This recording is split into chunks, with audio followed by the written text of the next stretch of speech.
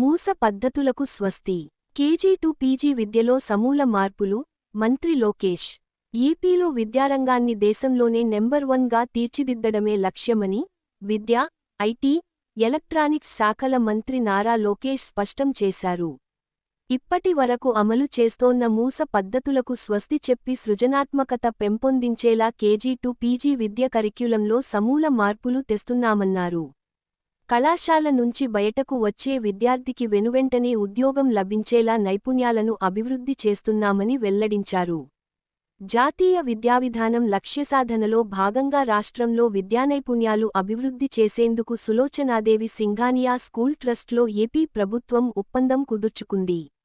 మంత్రి నారా లోకేష్ సమక్షంలో ఉండవల్లిలోని ఆయన నివాసంలో ఏపీ ప్రభుత్వంతో సింఘానియా గ్రూప్, ఏపీ ప్రభుత్వ ప్రతినిధుల మధ్య అవగాహన ఒప్పందం కుదిరింది.